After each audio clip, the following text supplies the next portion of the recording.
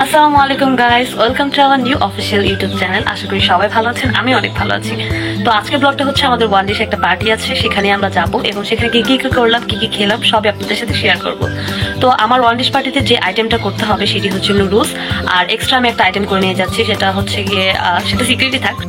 তো এমনিতেই অনেক লেট হয়ে গেছে, এখন আমি রেডি হবো, দেন ওয়ান ডিশ পার্টিতে যাবো। Here is my final look. আর আমি একটু টেনশনে আছি বিকজ বাইরে এখন মেঘলা মেঘলা ওয়েদার, আল্লাহ জানে বৃষ্টি পড়ে নাকি। আই হোপ বৃষ্টি পড়বে না। তো here is my dessert item, এটার নাম জানি না আমি ঠিক। এটার নাম যদি আপনারা কেউ জেনে থাকেন অবশ্যই কমেন্ট বক্সে জানাবেন। আর এখানে ছিল নুডলস। তো এই দুটো আইটেম আমি নিয়ে যাচ্ছি আমার ওয়ান ডিশ পার্টির জন্য। সো ফাইনালি আমি একটা রিক্সা নিয়ে নিলাম, আর আজকে কেন জানি না রিক্সাই পাচ্ছিলাম না কোনো। তো অনেক কষ্ট একটা রিক্সা ম্যানেজ করে আমি হচ্ছে কি আমার ফ্রেন্ডের বাসায় চলে যাই। এটা হচ্ছে জেবিনের বাসার সামনে, আর জেবিনকে নিয়ে আমি আমার যে ফ্রেন্ডের বাসায় যাব, ওর বাসায় মূলত ওয়ান ডিশ পার্টির আয়োজনটা করা হয়েছে। আর এখানে আমি জেবিনকে বলতেছিলাম যে জেবিন তোমার কেমন লাগতেছে, তুমি যে ওয়ান ডিশ পার্টির স্বপ্নটা অনেক দিন ধরে দেখতেছিলে, তোমার পূরণ হচ্ছে, তোমার কেমন লাগতেছে? তো বলতেছিল যে আমার তেমন ভালো লাগতেছে না, কারণ ও যে কষ্ট করছে, বিকজ ও যে আইটেমটা করছিল সেটা অনেক কষ্ট হয়েছে ওর। তো সেটাই ও বলতেছিল যে এটার কাছে, এই কষ্টের কাছে আমার ওয়ান ডিশ পার্টি কিছুই না। তো এখানে আমি আর জেবিন হচ্ছে গিয়ে হাঁটতে হাঁটতে আমার ওই ফ্রেন্ডের বাসায় চলে যাই, যার বাসায় হচ্ছে ওয়ান ডিশ পার্টির আয়োজনটা করা হয়েছিল। ও আমাদেরকে রিসিভ করার জন্য দাঁড়াইছিল। তো ওর বাসায় চলে আসলাম এবং এখানে এসে শুনতে পারি যে ভাইয়া আসবে না, ভাইয়া একটা কাজে আটকে গেছে। তো এটার জন্য আমাদের তিনজনের মনটা অনেক খারাপ ছিল। আর ভাইয়া যেহেতু আসবে না, আমার আরও 2-3টা ফ্রেন্ড ওরাও বলতেছে যে ওরাও আসবে না।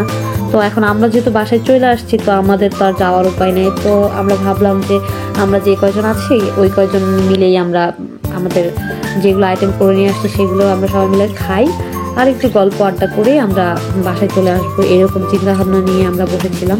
তো এটার জন্য আমাদের তিনজনের একটু মনটা খারাপ ছিল যে ভাইয়া আসলে হয়তো আরও মজা হতো। তো এরপর আমরা চলে গেলাম ওর ড্রয়িং রুমে, এবং এখানকার আবহাওয়া বলতে গেলে ঠান্ডা ঠান্ডা ছিল, এবং এখান থেকে ডিএসএসটা খুব ভালো মতো দেখা যাচ্ছিল। আর এরকম বিল্ডিং আমার খুবই ভালো লাগে, এরকম অনেকগুলো বিল্ডিং যদি একসাথে দাঁড়িয়ে থাকে আমার খুবই ভালো লাগে। তো এখানে আমি ভাইয়ার কথা বলতেছিলাম যে ভাইয়া যদি নাই আসতো তাহলে আমাদেরকে আগে বলে দিত, তাহলে আমরাও আসতাম না। তো তারপরে এখানে সাবিহার যে পুডিংটা বানাইছিল সেটা হয়ে গেছিলো, এবং পুডিংটা দেখতে এত সুন্দর হয়েছিল, জেবিন বলতেছিল যে আরে এই পুডিংটা তো আমার মতো দেখতে হয়েছে।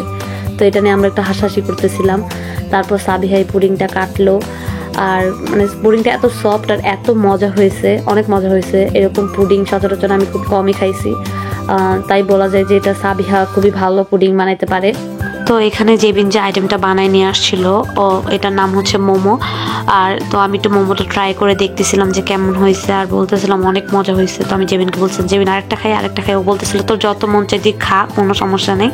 তো এখান থেকে আমি মিররে একটা ভিডিও করতেছিলাম, আর পিছন থেকে জেবিন আমাকে বলতেছিল সময় মোমো আরেকটা খাবি এরকম বলতেছিল আমাকে। আর এটাই জেবিনের সেই মজাদার মোমো, সিরিয়াস এটা অনেক মজা হয়েছিল। আর ওইটা সাবিহার পুডিং, আর ওইখানে ছিল মোমোর জন্য যে সস ওইটা। ভাইয়া যে এরকম একটা কাজ করবে, আমি যদি আগে জানতাম জীবন আসতাম না, আমি আর আসতাম। এত কাজ করে কি হলো গাইস, কিছু হবে না, তাহলে যেটুকু হবে তখন তো দুই ঠিক আছে তাই না। তো অনেকক্ষণ পর জারিফও চলে আসলো, আর জারিফের পিছে পিছে আমার আরও 2টা ফ্রেন্ড চলে আসলো। তো জারিফ আর আমার আরও 2টা ফ্রেন্ড কী কী আইটেম আনতে পারে সেটা দেখার জন্য আমি খুবই এক্সাইটেড ছিলাম। তো এখানে সিয়াম হচ্ছে গিয়ে কেক বানাই নিয়ে আসছিলো ওর মামির হেল্প নিয়ে। তো কেকটা অনেক সুন্দর হয়েছিল আর খেতে অনেক মজা হয়েছে। তো আমরা এটা নিয়ে বলতেছিলাম বাহ, সিয়াম এত সুন্দর কাজ করতে পারে, আমরা তো জানতামই না। তো এখানে সব খাবার আমরা একসাথে রাখছি এবং একটু পরে আমরা খাওয়া শুরু করব। তো এখানে সিয়াম বারবার বলতেছিল কি রে তোরা খাওয়া শুরু করবি কখন, মানে ওর দরকার খাওয়া, ও আর কিচ্ছু বোঝে না। তো একটু পরেই সার্ভ করা নিয়ে মারামারি লেগে গেল, এ বলতেছে এ সার্ভ করবে না, ও বলতেছে ও সার্ভ করবে না। তো লাস্ট ডিসিশন হলো যে যে যার খাবার নিজে নিজে সার্ভ করে খাবে, বাবা কেউ কাউকে সার্ভ করে দিতে পারবে না। তো এখানে আমি নিজের জন্য সার্ভ করে নিচ্ছিলাম, তারপর আমি একটু বাজে মুড নিয়েছিলাম যে আল্লাহ কেউ একটু সার্ভ করে দিল না। সো আমি এখানে আমার মোমো দিয়ে খাওয়া স্টার্ট করলাম। এখানে মোমোটা এত মজা হয়েছিল জেবিনের হাতের, আমি যদি নেক্সট টাইম জেবিন আমাকে কিছু খাওয়াইতে চাই আমি বলবো যে মোমো খাওয়াইস ভাই। তো এখানে আমি মোমো খাইতেছিলাম, এছাড়াও অনেক আইটেম, সব আইটেমই নিয়ে খাচ্ছিলাম। তো এখন বলি যে কে কি রান্না করছিল। আমি রান্না করছিলাম একটা ডেজার্ট আইটেম আর নুডলস রান্না করছিলাম, আর জেবিন মোমো রান্না করছিল, সাবিহা পুডিং রান্না করছিল, আর সিয়াম কেক বানিয়ে নিয়ে আসছিল, জারিফ চিরার পোলাও নিয়ে আসছিল, আর রূপক আমাদের জন্য পিঠা বানিয়ে নিয়ে আসছিল। তো এইসব আইটেম খেয়ে আমাদের পেট প্রায় ভরে গেছে। এখানে লাস্টে সিয়ামের কেক দেখে আমরা হাসাহাসি করতেছিলাম, কারণ ও কেকটা সার্ভ করার সময় কেকের এমন অবস্থা করছে যেটা দেখে আমরা সবাই খুবই ডিসঅ্যাপয়েন্টেড। তো এখানে আমরা মজা টজা করে সবাই এখন বাসায় চলে যাব।